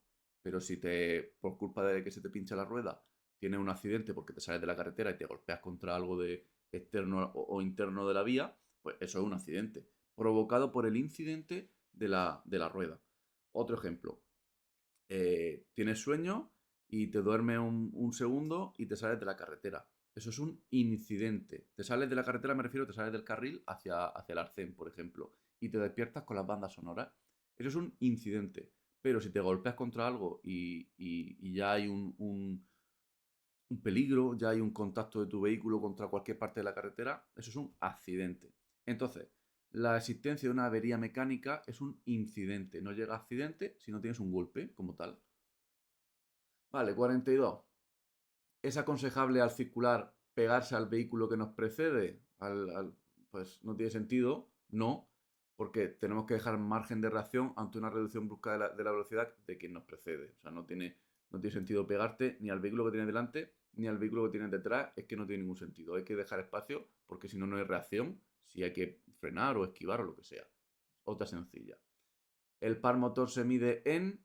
Os recomiendo que si no controláis todavía el par, busquéis en el canal que tenéis un vídeo sobre el par muy bueno, que tiene pocas visitas y es una pena porque es un vídeo que intenté que en 6 minutos, me parece que dura 6 minutos o 7, se entendiera de la mejor forma posible lo que es el par. Pero bueno, el par motor se mide en newton metro, esto no se puede fallar, ¿eh? En caballos de vapor se mide la potencia, caballos fiscales no nos lo pregunta en el CAP, y kilómetros por hora, velocidad media, yo qué sé, eso no sé, no, tampoco lo van a preguntar. 44. Ordene de mayor a menor el consumo específico. Y aquí tenemos que saber, aquí tenemos que tener una premisa, y es que tenemos motores gasolina y tenemos motores diésel. Bien, pues tenemos que saber que los motores gasolina gastan más que los diésel. Y luego tenemos inyecciones, eso en cuanto a motores. Y luego tenemos inyecciones directas e indirectas. Pues tenemos que saber que la inyección indirecta gasta más que la inyección directa. Pues sabiendo esto, vamos a ordenar los motores. Primero, la gasolina gasta más que el diésel. Y eso es así siempre. Y la inyección indirecta gasta más que la directa. Pues, si seguimos este orden, vamos a buscar la respuesta que empiece por gasolina indirecta. Porque nos preguntan ordenar de mayor a menor. Pues gasolina de inyección indirecta. Esta que empieza por diésel la descarto. Pues nada, las podemos descartar todas que empiezan por diésel. Y ya simplemente con saber la primera, las demás nos vienen dadas. Porque gasolina indirecta, luego gasolina directa, diésel indirecto y diésel directo. Ya solo con saber la primera, las demás las hemos descartado. Perfecto. 45. Un motor consume menos combustible cuando, y me dice A, el motor da su máxima potencia, B, se utilizan relaciones de marchas cortas, C, se utilizan relaciones de marchas largas, pues nada. ¿Cuándo gastamos menos combustible? Con marchas largas. De hecho, ¿en qué marcha se conduce? En la más larga posible. Siempre hay detalles, pero en general se conduce en la marcha más larga posible en ese momento. Si la marcha más larga posible es la primera, pues irá en primera, pero que siempre se va en la marcha más larga posible. Si tú puedes ir en una marcha más, no aguantas el motor. 46. ¿Qué actuación se debe seguir ante una conducción en condiciones adversas? Ya sabéis que condiciones adversas, pues lluvia, nieve, todo esto. Para que sea segura la conducción. Y me dice, A, procurar frenar de forma brusca. Pues con lluvia no es lo más adecuado. O con hielo, o con nieve, o con lo que sea. B, procurar frenar y acelerar de forma suave. Pues ya está. Las demás respuestas me dice forma brusca, o sea que no tiene sentido. La B, frenar y acelerar suave. 47. ¿Qué regla se debe seguir para garantizar una conducción más segura? A, observar el entorno. Pues sí. B, ejecutar maniobras bruscas. No. C, vigilar la situación del tráfico hasta la distancia a la que se encontrará el vehículo en un par de minutos. No, un par de minutos es mucho, ¿vale? Tú no tienes que estar a 2 minutos de un vehículo, es que no puedes ni verlo, no tiene sentido. D, no advertir de las maniobras para no distraer a otros usuarios, tampoco tiene sentido, tienes que advertir de las maniobras, simplemente pues con la observación del entorno, con la observación de la carretera, pues tengo una conducción más segura si voy observando. 48. ¿Qué es el espacio Schengen? Ya sabéis que el espacio Schengen es este espacio por el que tenemos libertad de movimiento en Europa, en el que no tenemos fronteras entre nosotros. Tenemos fronteras exteriores, pero no tenemos fronteras interiores. Y sabiendo esto, el espacio Schengen es un territorio sin controles fronterizos internos entre nosotros. Eh, supone libre circulación de personas, pero no entre continentes, sino entre los países europeos. No todos los Estados miembros de la Unión Europea son partícipes del espacio Schengen. Hay varios ejemplos, como hasta ahora, que Polonia no, perdón. em, Polonia no, era Rumanía, entró al espacio Schengen y luego tenemos, no recuerdo, ¿vale? Pero hay varios países, Croacia primero entró al espacio Schengen, luego llegó al euro. Mm, voy a buscarlo un momento, vamos a ver. Vale, pues sí, lo que estaba diciendo, que más o menos me sonaba, el espacio Schengen, pues conformado por todos los países de la Unión Europea, pero no incluye a todos los Estados miembros, van entrando poco a poco, como por ejemplo Croacia, que entró hace poquito, y Polonia y Rumanía, que también entraron hace poquito, perdón, Rumanía y Bulgaria, Polonia lleva más tiempo. Rumanía y Bulgaria, pues todo esto pues son trámites que se hacen cuando entra a la Unión Europea. Igual vas entrando a la Unión Europea y entras ante el espacio Schengen que tienen moneda del euro, como le pasa a Polonia, que tiene el LOTI y no tiene euro. Bueno, rollo, que al final es un territorio sin control fronterizo. Venga. 49. ¿Cuáles de los siguientes tipos de accidentes es frecuente que afecta a los trabajadores de empresas de transporte? Vale, pues de lo que me saca aquí, que va a ser frecuente que le pase a un trabajador de una empresa de transporte. Y me dice, A, caída de personas a distintos niveles. Esto puede ser frecuente, sobre todo mmm, con el tema de subir y bajar de las cabezas tractoras. B, atropello por vehículo y maquinaria, también puede ser. C, exposición continua a vibraciones, esta seguro que es. Y todas son correctas, vale, pues todas son correctas. De las que me dicen aquí no puedo elegir entre una, todas son frecuentes. Si me preguntaran por la más frecuente, sería como problema exposición a las vibraciones, es lo más frecuente. Pero bueno, todas son correctas. Los elementos de seguridad activa, ¿cuáles son? Y me dice freno y caja de cambio, luces y caja de cambio, freno y rueda o rueda y caja de cambio. Pues por supuesto los frenos y las ruedas son los dos elementos principales de la seguridad activa. La caja de cambio la descartamos porque la caja de cambio no es seguridad activa ni pasiva. Es una parte del vehículo, es del sistema de transmisión, pero ni activo ni pasivo. 51. Venga, acabamos por la mitad. ¿Cuáles son? Normalmente tardamos bastante menos, a partir de la mitad o así, son preguntas mucho más rápidas. ¿Cuáles son los peligros fundamentales en la conducción con nieve? Y me dice menor adherencia, menor visibilidad, que no ven las marcas viales de la carretera, pues todas son correctas. 52. ¿Cuál es la ciencia fundamental? Por su aportación a la ergonomía. Y me dice anatomía, fisiología, psicología, todas son correctas. Todas estas ciencias forman parte del conjunto de conocimientos que forma la ergonomía para adaptar el puesto del trabajo a la persona. ¿Qué debe tener? 53. ¿Qué debe tener en cuenta el conductor de un vehículo de transporte para planificar una ruta? A. Que es mejor realizar el transporte por la noche. Es que todo depende mucho, no es verdad, no tiene por qué. B. Que puede descansar en cualquier lugar siempre que las poblaciones sean inferiores de más de 5.000 habitantes. No tiene sentido esto. C. Que debe desconectar la emisora y el móvil para no haber interrumpido su descanso. Eh, nada, ¿qué tienes que tener en cuenta para hacer la ruta? Para planificar la ruta, pues las características de la carretera, cómo es esa carretera, la fluidez que tiene, el tráfico, dónde vas a parar, es que las demás no tienen sentido. 54. La materia más utilizada para extinguir un incendio por enfriamiento, pues vamos a ver, para enfriar un fuego que le echa agua. No tiene más agua, punto. 55. El consumo de alcohol es perjudicial para la seguridad vial y hay tres respuestas que me dicen que no y una que me dice que sí. Pues lógicamente, sí. 56. La energía que lleva asociada un vehículo en movimiento, por supuesto, es la inercia. Y me dice, se puede aprovechar dejando de acelerar. Correcto. Si yo dejo de acelerar, yo aprovecho la inercia. Es que si yo acelero, ya rompo la inercia. Las demás no tienen sentido. La inercia, ya sabéis que la energía cinética, que depende de la masa y la velocidad, la energía cinética se mide en julio, varios conceptos de la energía cinética, se mide en julio. Depende de la masa y de la velocidad.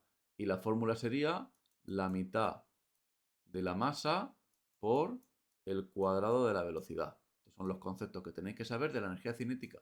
Y si yo toco el freno o el acelerador, rompo la inercia. 57. La elección de la marcha correcta durante la conducción depende y me dice de si el vehículo va cargado o no, de la temperatura exterior, del carburante o del número de revoluciones de la caja de velocidades. Eh, claro, aquí os podéis liar porque leéis lo de revoluciones, leemos lo de revoluciones y nos liamos. Las revoluciones serían las del motor. Si me dijera revoluciones del motor, aquí sí que tengo un problema porque la A y la D serían correctas. Pero como dice revoluciones de la caja de velocidades, no, nosotros no miramos las revoluciones de la caja, miramos las revoluciones del motor. Entonces, respuesta correcta, para elegir una marcha, miraré pues si el vehículo va cargado o no. Dependerá mucho. 58. La elección de marcha correcta depende, entre otras circunstancias, y me dice, mira, descartamos la temperatura exterior, que tendrá que ver la temperatura que haga fuera con la marcha que va a poner. La presión que indique el manómetro. ¿El manómetro de qué? Eso no tiene sentido. D. Del número de revoluciones de la caja de velocidades, lo mismo. No son revoluciones de la caja de velocidades, son del motor. Entonces, pues nada, la de multiplicación que ofrezca la caja de velocidades me hará poner una marcha u otra. 59. Cuando se habla de ralentizadores, se hace referencia y me dice A, al freno de disco. No tiene sentido, eso no es un ralentizador, eso es un freno. B, a un mecanismo que regula el ralentí del motor. C, a un tipo de sistema antibloqueo de freno. O D, al freno eléctrico, por ejemplo. Pues ya está. Esta es la más correcta. Al freno eléctrico. ¿El freno eléctrico es un ralentizador? Sí. Pues si hablas de ralentizadores, haces referencia, por ejemplo, al freno eléctrico, que actúa sobre la transmisión. 60. ¿Cuál de las siguientes afirmaciones no se refiere a una función de los nutrientes? Vale, pues vamos a ver. ¿Los nutrientes aportan energía? Sí. ¿Forman y mantienen órganos? Eso es la proteína, o sea que vamos a decir que también son nutrientes. ¿Favorecen al sobrepeso? Eso no tiene sentido, porque la D me dice que ayudan al sistema de las defensas, pues los nutrientes no favorecen al sobrepeso. 61. ¿Es obligatorio un dispositivo indicador de velocidad en el tacógrafo? Sí, y ya está, sí. ¿Hay que llevar un dispositivo indicador de velocidad en el tacógrafo? Sí, en todo. La B me dice que solo, o sea que no, solo nada, y o sea que es obligatorio en todos los tacógrafos que salga un medidor de velocidad. De momento, un examen que más o menos es sencillo, ¿vale? Es un examen que hay que estudiar como en todo, pero que es un buen examen. Cataluña, la verdad, que Barcelona tiene buenos exámenes. 62. Cuando un conductor cambia de vehículo, A. Tiene que llevarse los discos del tacógrafo al nuevo vehículo. B. No tiene que llevarse los discos si el nuevo vehículo lleva tacógrafo digital. C. Tiene que llevarse el tacógrafo. Esto sí que no podemos. En un tacógrafo no se puede sacar de un vehículo, va con el vehículo. Está adherido al vehículo. D. No puede cambiar de vehículo durante la jornada. Pues lógicamente sí que puedes cambiar de vehículo y tus discos siempre te acompañan. Tus discos siempre van contigo y todos tus discos los llevas tú. Es que independientemente del vehículo en el que vayas, pues como quien lleva el DNI, pues lleva sus discos. 63. O sea, la 62, los discos tienen que llevarse al nuevo vehículo y punto, ¿vale? 63. Se considera delito contra la seguridad vial y aquí a veces falláis porque un delito contra la seguridad vial es un delito específico. Porque, por ejemplo, robar un coche es un delito, pero robar un coche no es un delito contra la seguridad vial. Como el ejemplo que tenemos aquí, que me dice la D. Los actos vandálicos dirigidos contra vehículos, eso no es un delito contra la seguridad vial, es un delito de vandalismo, pero no contra la seguridad vial. Por ejemplo, sustraer un vehículo, que es una forma muy bonita de decir robar un vehículo, es un delito, pero no contra la seguridad vial. Y luego, participación de conductores de vehículos de transporte público en altercados que tengan lugar durante la conducción de los mismos. Participación de conductores de vehículos de transporte público en altercados que tengan lugar durante la conducción de los mismos. A ver, ¿qué pasa? Que la C es un delito 100%. Conducir vehículos con temeridad manifiesta es un vehículo 100%. Luego, participar en altercados durante la conducción de un vehículo de transporte público, pues esta pregunta es rarísima. Normalmente se suele descartar más fácil. Esta pregunta es muy rara. La A no debe de ser, porque esta pregunta siempre es la C, o sea que seguro que va a ser la C.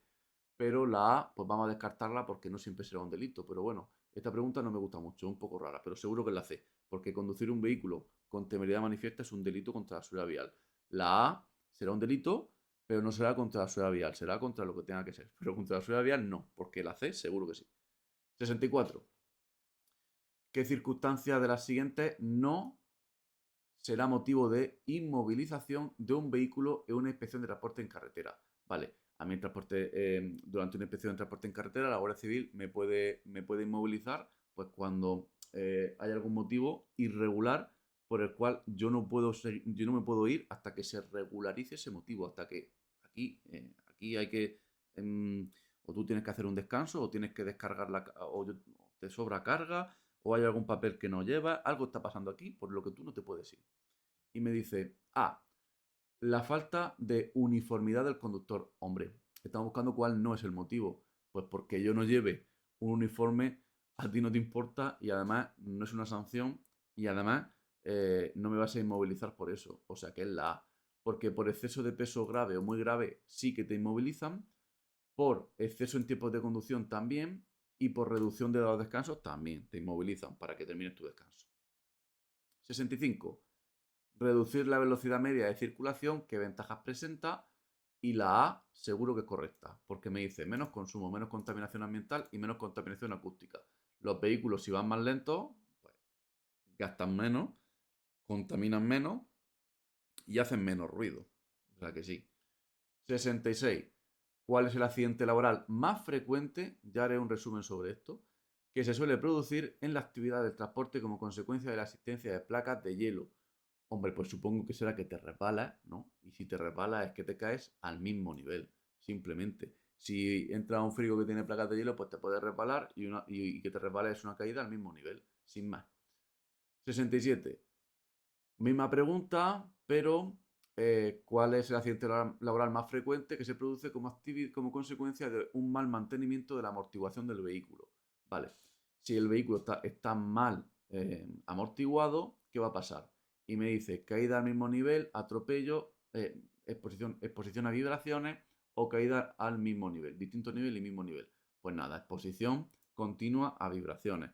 Si tiene un mal mantenimiento de la amortiguación, pues ya sea blanda o dura, va a transmitir más vibraciones y va a ser una conducción más inestable. 68. Un vehículo destinado exclusivamente a trasladar mercancía dentro del recinto de un puerto, pues ya os digo que está exento de uso de tacógrafo siempre y cuando ese vehículo no salga del puerto. En cuanto salga del puerto tiene que utilizarlo, porque es un recinto privado. Si sales a vía pública tienes que utilizarlo. 69. ¿Qué vehículos de transporte de mercancías están obligados a utilizar tacógrafo? Más excepciones, pero bueno, esto lo tenemos que saber pues, de la, de la calle, por información, por cultura también. A partir de 3.500 kilos, los vehículos llevan tacógrafo. Las furgonetas de reparto, por ejemplo, no llevan tacógrafo. Hasta 3.500 kilos no es obligatorio el tacógrafo. Es una de las excepciones. 70. Entre las funciones de los nutrientes no se encuentra, y aquí hay que buscar lo malo, porque cuando no hablan de los nutrientes, pues es todo bueno, ¿no? Pues vamos a buscar lo malo. A. Facilitar la aparición del sueño, pues ya la tengo, porque esto es malo. Esa eso no van a hacerlo los nutrientes, porque la B, aportar energía, sí. C, formar y mantener órganos también, y regular todos los procesos de nuestro organismo, pues todas esas son correctas, la A no. 71. ¿Cómo se llaman las enfermedades producidas por las condiciones en las que se desarrolla el trabajo? Pues enfermedades profesionales, es que no, sin más. Una enfermedad producida en el trabajo por cómo se hace el trabajo, enfermedad profesional. 72. En el contrarrevoluciones de un vehículo pesado es frecuente que exista una zona verde y eso que indica zona verde par máximo y también la zona de menor consumo de carburante. Si tienes dudas, ve al vídeo del par máximo que te va a ayudar un montón, del par motor. 73. Para ahorrar carburante es conveniente reducir de marcha lo más tarde posible. Y la A me dice sí. Esta puede ser, ¿vale? Vamos a ver, esta podría ser. La B me dice que no y la C me dice que no. O sea que eso no va a estar bien porque si a mí lo que me interesa es circular en las marchas largas el mayor tiempo que pueda. Entonces yo tengo que intentar reducir de marcha lo más tarde posible, eso por supuesto. Y es que además el resto de respuestas que me dan no tienen sentido, solo puede ser la A. Yo quiero ir siempre en la marcha más larga posible. ¿Respuesta correcta? Sí. 74. ¿Cuáles son las resistencias que intervienen en el movimiento del vehículo? Y esto lo pongo en todos los exámenes, aunque este ha tardado mucho en salir. En este lo pongo, es que no me cabe mucho, por aquí. Tenemos resistencia a la rodadura, resistencia aerodinámica, tenemos resistencia a la pendiente y a veces nos preguntan la resistencia a la aceleración. Punto. Esto tenéis que simplemente recordarlo. Entonces, ¿cuáles son las resistencias que intervienen en el movimiento del vehículo? Pues vamos a ver. Resistencia aerodinámica sí, rodadura también, termoresistencia, nada. La A no es. La B, resistencia aerodinámica, sí, rodadura también, termoresistencia, nada, fuera. La C, termoresistencia, nada, fuera. La D, resistencia aerodinámica, rodadura y pendiente. Las tres que más nos preguntan. Ala, eso lo preguntan siempre. 75. ¿El funcionamiento del sistema de refrigeración de un motor puede influir en el consumo? Sí. ¿Poner el aire acondicionado y todo esto influye en el consumo? Sí. 76. ¿Qué factor afecta al consumo del motor? A. El material del que está construida la carrocería. Esto no afecta al consumo. B. El perfil de la carretera. Eso quiere decir la inclinación. La posición del pedal del acelerador. Eso quiere decir cuánto pisas el acelerador. Y la relación de marchas que llevas. Pues por supuesto todo eso afecta al consumo. La otra no tiene sentido. La bomba, el ralentizador y la bomba de inyección no afectan directamente al consumo. O sea, sí que afectan, ¿no? Pero si nos vamos en términos generales, pues esto, la B, afecta muchísimo más. 77. Para reducir el consumo de carburante de un motor, ¿qué se debe hacer? A. Pisar el freno inmediatamente después de dejar de acelerar. No, inmediatamente no, porque ya hemos dicho que pierdes la inercia en cuanto pisas el freno. Y eso no es bueno. B. Aumentar el número de revoluciones, pues tampoco es interesante, eso va a aumentar el consumo. C. Utilizar una relación de marcha corta, tampoco, y nos interesan marchas largas, o sea que solo puede ser la D.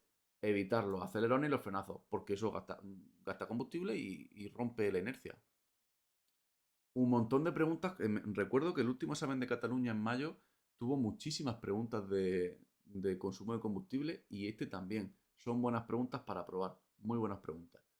78. Para reducir el consumo de carburante de un vehículo pesado, se deben conocer los factores que influyen en él. Entre estos factores se encuentra A. El sistema de mando de la distribución. No, esto no me van a decir que afecta al consumo. B.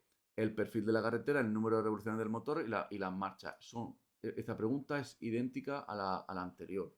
Son todas iguales. Me van a poner ¿qué afecta al consumo? ¿Vale? Y me van a poner esta definición de la B de Barcelona y luego tres cosas que no tienen sentido, como las bujías, el sistema de frenos, los ralentizadores, la batería, todo eso no afecta al consumo. 79. ¿Qué ventajas presenta conducir utilizando la relación de marchas más alta que sea posible, dependiendo de la velocidad que se circule? Vale, ventajas de conducir en marchas largas. Y me dice la A, que consumen menos y contaminan menos. Pues ya está, no sigo leyendo. 80. Además de reducir el consumo de carburante, realizar una conducción económica presenta otras ventajas. Señale la respuesta correcta.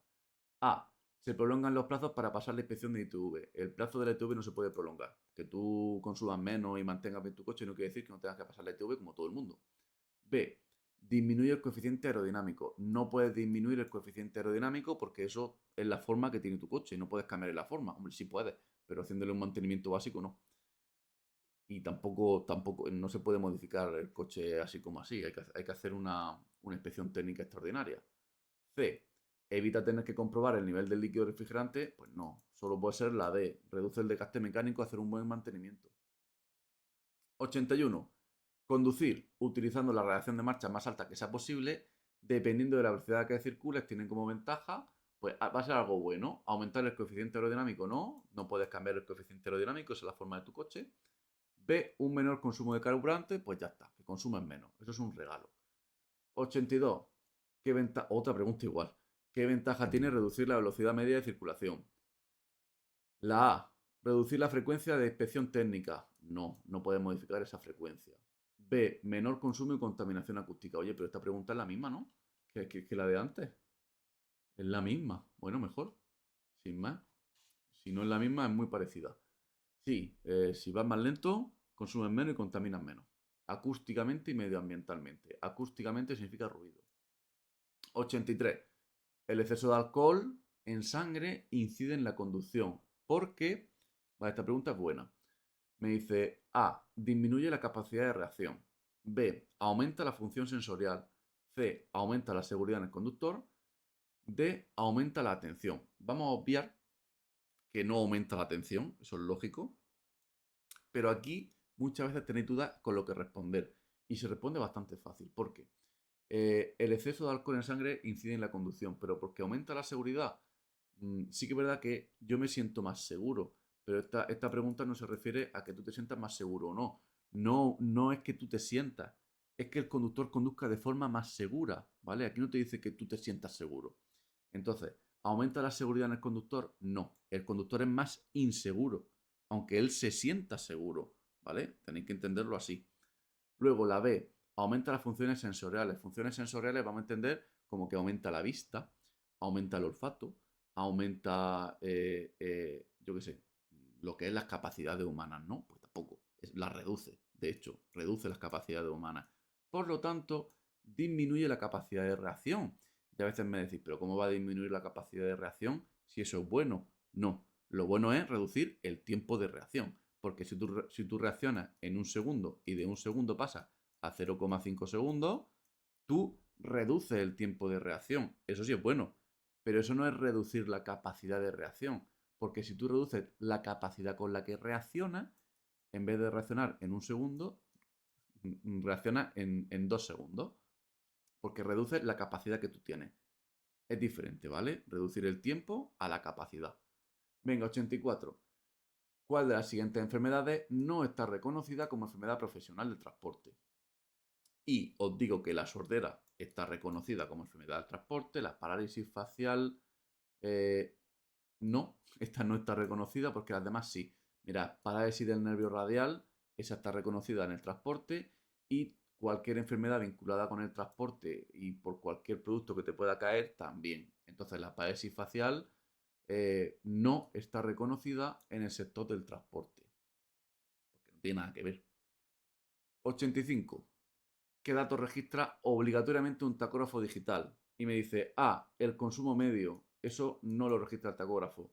B, la actividad del conductor, eso sí lo registra el tacógrafo. El tacógrafo registra velocidad, tiempo y actividad, pero revoluciones del motor, consumo del vehículo o el uso de la caja de cambio, eso no le interesa al tacógrafo. C, puede controlar un conductor el contador totalizador de un tacógrafo analógico sin tener que abrir la caja del mismo. Esto es muy antiguo.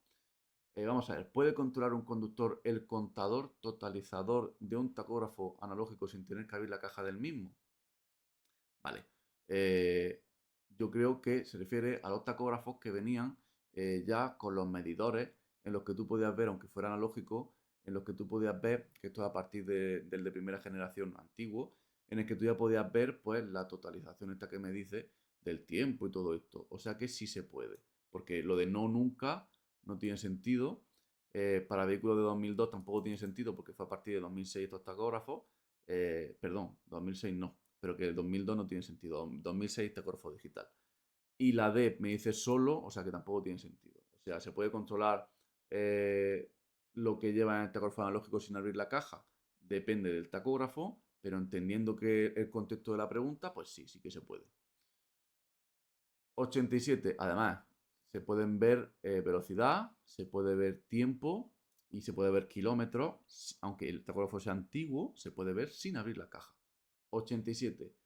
¿Cómo se denomina el precio que el asegurado paga al asegurador? Nada, que cómo se llama lo que pagamos todos los años al seguro. Pues se llama prima, la prima del seguro. Nosotros cuando pagamos el seguro del coche, ¿qué pagas? Pues pagas la prima. Igual que el seguro, el contrato no se llama contrato, se llama póliza. Pues esto es lo mismo. Lo que pagas todos los años, pues no se llama recibo del seguro, se llama prima de seguro. Y ya está. 88. De los elementos que se citen a continuación, ¿cuál es de seguridad activa? Vale, ¿cuál actúa antes del accidente? ¿El cinturón? No. ¿El airbag? No. ¿El reposacabezas? No. Los frenos, ¿vale? Los frenos son de seguridad activa. 89. ¿Cuál de las siguientes técnicas indicadas es más correcta para optimizar el consumo de carburante? A. Acelerar muy rápido. No. B, circular en marchas cortas. Obviamente tampoco. C, evitar acelerones y frenazos. Pues ya está. Eso es correcto. De hecho, esta respuesta es la misma que dos o tres que hemos puesto antes. 90. Señale la afirmación correcta. A. Si la junta de la culata. Ni sigo leyendo. Eso no tiene. Nah, fuera. B. Si los segmentos del pistón. Tampoco. Yo, es que aquí no nos van a preguntar. No nos preguntan ni por culata ni por segmentos. Antiguamente sí, pero ahora no. C. El cambio del filtro del aire favorece el ahorro de carburante. Es así. Y fijaos que la D me dice el cambio de bujía. Pues ni sigo leyendo. Cuando me dicen culata, pistón, bujía, todo este tipo de piezas en el CAP ya no nos las preguntan. Pero el filtro del aire sí. Eso además tiene sentido. Si cambia el filtro del aire, el vehículo consume menos combustible, sobre todo si está un poco obstruido. En cuanto lo cambia el vehículo, funciona mejor. 91. Que es recomendable en las incorporaciones a una vía de circulación. Me dice A. Llegar al tramo de incorporación a una velocidad muy cercana a la del tráfico de la vía. B. Utilizar el acelerador por debajo de la mitad de su recorrido. C. Realizar los cambios de marcha en la zona más baja del par motor. O D. En tramos de subida, realizar los cambios en revoluciones de potencia media. En zona de potencia media. Vamos a descartar cosas. La D no tiene sentido. Tú no vas a cambiar subiendo, no vas a cambiar en potencia media porque te va a faltar potencia. Cuando haces cambios, si estás cuesta arriba, pues se cambia pues un poquito más arriba de la potencia media. La C me dice realizar cambios de marcha en bajo par motor. No tiene sentido. Los cambios de marcha tú quieres hacerlos en un buen par motor. La B me dice utilizar el acelerador por debajo de la mitad de su recorrido. ¿Por qué? ¿Por qué? Eso no depende de la necesidad que tengas de usar el acelerador. O sea que solo puede ser la A. Llegar a la incorporación. Esto es como cuando entras a la autovía. Tú quieres entrar lo más cercano a la velocidad de la autovía. Tú no puedes entrar a una autovía y entrar a 40 por hora. Pues entrarás al menos a 60. Al menos. Lo más cercano. Y si puede ser a más. A una autovía a 60 por hora puede ser incluso peligroso. Si puedes entrar más rápido, entrar más rápido, ¿vale? Pues la A. 92. El ASR es un elemento de seguridad, pues muy fácil. Todo lo que os pregunten sobre los sistemas de ASR y todo esto que son los frenos es activo. Es como si nos preguntaran por los frenos. 93. Un factor que afecta a la atención y puede producir distracciones es atender el teléfono móvil. Vale, vamos a descartar la que dice que no, porque sí, obviamente el teléfono móvil es un factor que afecta y es un factor interno del conductor. ¿Vale? El teléfono móvil lo que hace es que me distraigo y como voy distraído es un factor interno. Cuidado con esto, ¿vale? Porque el resto de factores internos y externos se mantienen en que el factor interno es el conductor y el externo pues no es el conductor. Un ejemplo. Factores internos, que ya os subiré un resumen. Factores internos, pues por ejemplo, que tenga sueño, que vaya enfadado, que esté distraído, como es esta pregunta, que es por el móvil. Mm, Mi experiencia en la conducción, mi tiempo de reacción, todo eso es interno. Factores externos, la vía, el tráfico, el clima, ¿vale? El vehículo, todo eso es externo. Pero el móvil, ¿vale? El móvil, como nos distrae y vamos distraídos con el móvil, es un factor interno. Esta pregunta es un rollo, pero hay que entenderlo así. 94. Encender un cigarrillo durante la conducción puede afectar a la atención y producir distracciones internos, ¿vale? Lo mismo.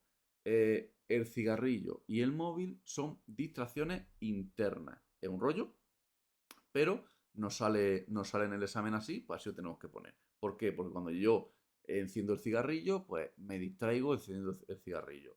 Excepto el móvil y el cigarrillo, los demás casos se mantienen en lo último que he dicho. 95. La responsabilidad de un conductor por colaborar en la introducción en España de productos prohibidos utilizando el vehículo que tiene a su cargo, vale, esto es contrabando. Se determina, de hecho en la A, se determina aplicando la legislación de contrabando. Ya sabéis que introducir productos ilegales o, bueno, aunque no sean ilegales, ¿vale? Pero eso es contrabando. 96. ¿Qué medidas preventivas puede adoptar un conductor para evitar verse implicado en delito de contrabando? A. Cerrar el vehículo con llave siempre que lo vaya a dejar solo en una parada. ¿Vale? Tiene sentido. B. Mantener cerrado con llave el compartimento de carga incluso durante la conducción, claro. C. No estacionar en lugares solitarios con poca luz, pues nada, todas son correctas. 97, que es la alcoholemia, y me dice A. La graduación de una bebida alcohólica. No, esos son los grados de alcohol que tiene una bebida, pero la alcoholemia es de una persona. B. La cantidad de alcohol presente en la sangre. C. La cantidad de alcohol ingerida en un día.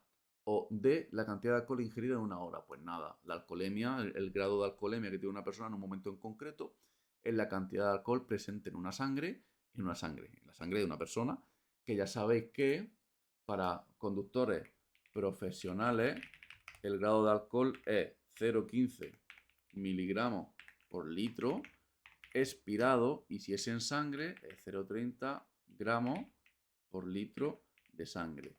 Y en conductores regulares pues es 0,25 miligramos por litro de aire expirado, y en sangre 0,50. En sangre es justo el doble, ¿vale? Estas preguntas pues también son muy típicas de los exámenes del CAP. Así. 98. Es una norma de uso de los extintores. A. Colocarse de espaldas al viento. B. Comprobar su funcionamiento con una breve descarga. C. Apuntar a la base de la llave. Pues todas son correctas, ¿vale? Si te colocas de espaldas al viento, estamos hablando que estás a favor, te ayudas del viento. Si te pones en contra, pues te echas el extintor encima.